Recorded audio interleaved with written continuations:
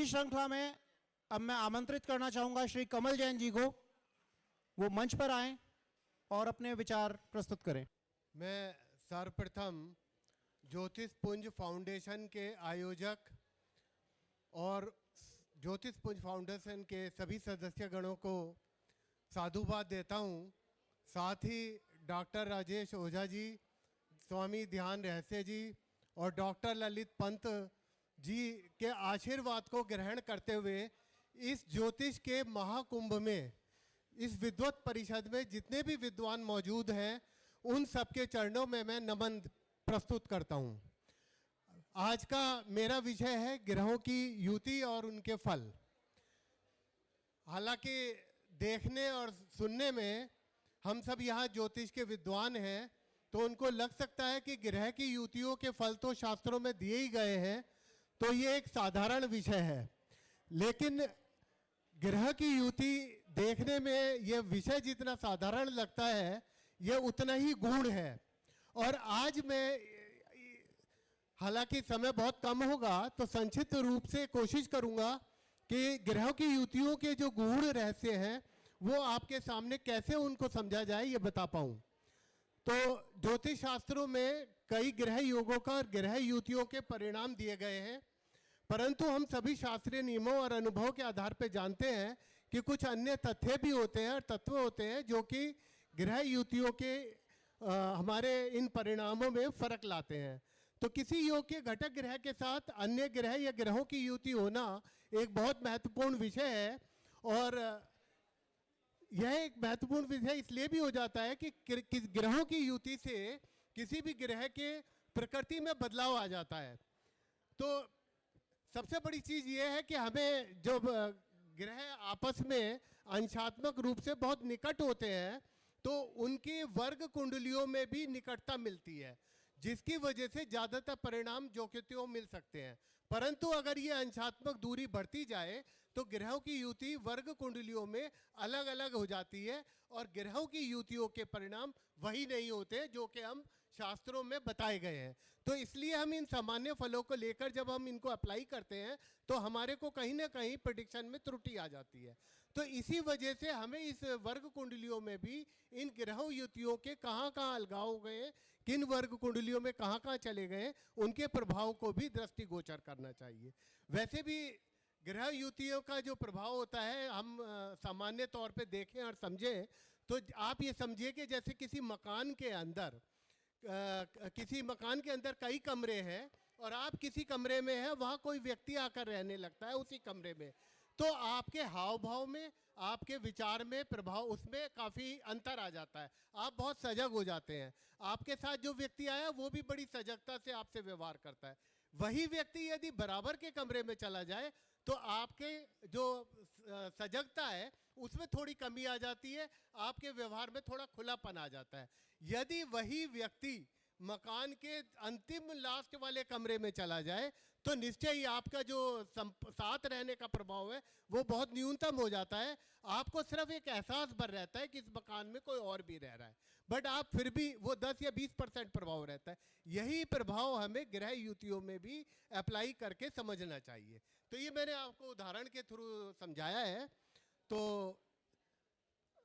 अब ग्रह युतियों के जो फल दिए हैं मैंने थोड़ा सा विभिन्न शास्त्रों के अध्ययन से एक संक्षिप्त रूप से एक सार प्रस्तुत करता हूं कि वराह मिहिर ने 2 ग्रहों की युतियों के फल अपने बृहद जातक और लघु जातक में दिए हैं और 3 ग्रहों की युति के संबंध में उनका निर्देश है कि 2 ग्रहों की युतियों के आधार पर बाकी अन्य 3 ग्रहों की युतियों के फल का अनुमान लगाया जाए और उनका तारतम्य बैठा करके निष्कर्ष निकाला जाए। लेकिन 3 ग्रहों से ज़्यादा युतियों के लिए वो उनके फल को निरर्थक मानते हैं, यानी कि वो संन्यास योग की बात करते हैं।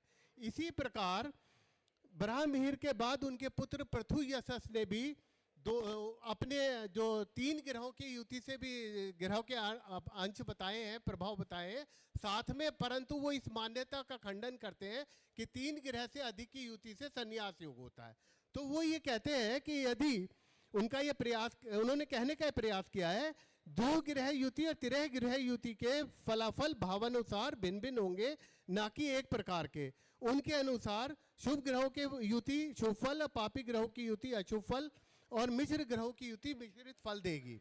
इसी प्रकार मंत्रेश्वर भी 2 या 3 ग्रहों का ही बताते हैं, और उसके बाद 6ठी शताब्दी में 400-500 साल बाद कल्याण वर्मा ने शरावली में 6 ग्रहों की युति के फल दिए हैं, और नवम ग्रह और लग्न में भी ग्रहों की युतियों के फल दिए हैं। इसी प्रकार अन्य विद्वानों ने, बाद के उत्तरवर्ती विद्वानों ने 6 ग्रहों तक के युति के फल दिए हैं, और किसी एक विद्वान ने ही 7 ग्रहों के फल दिए हैं।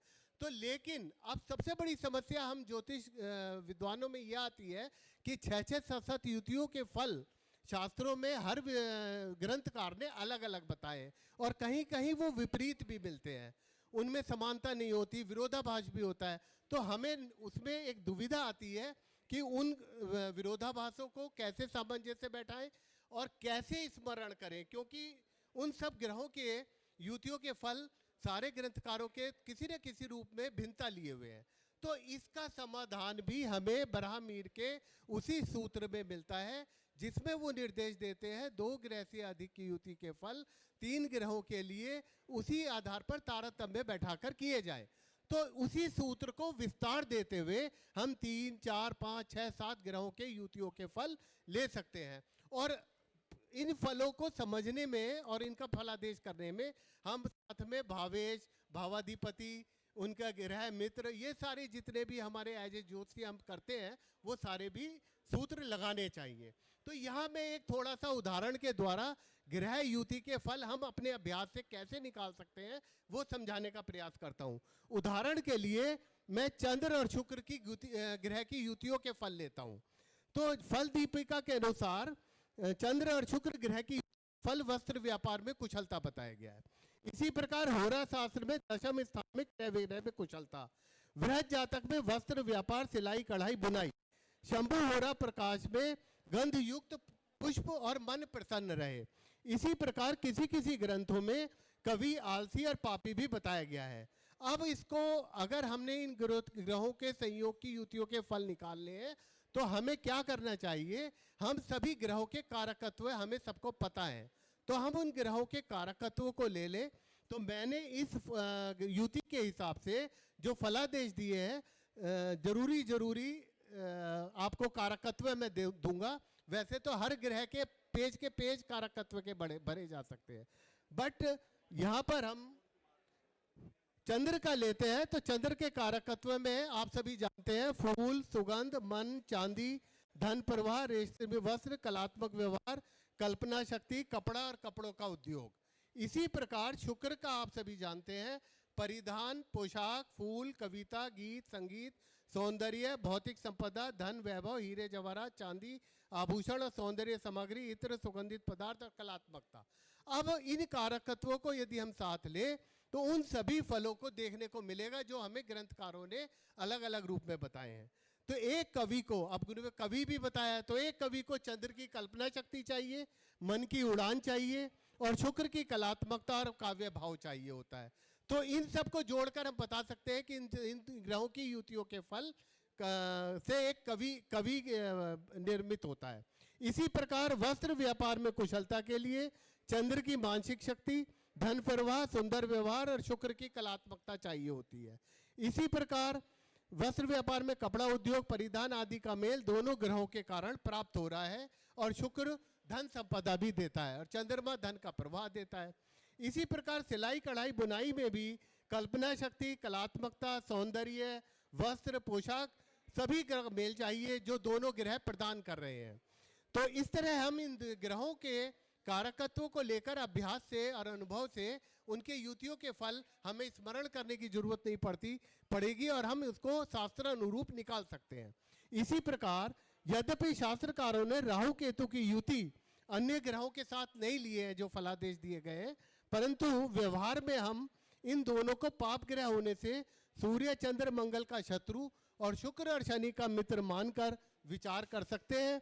बुध और गुरु की राशि में उन्हें शुभ जानकर उस हिसाब से इन ग्रहों के युतियों के फलाफल ग्रहण कर सकते हैं। इसी के साथ मैं अपनी वाणी को विराम देता हूं। आपने इतने धैर्य के साथ सुना, उसके लिए आप सबको साधु।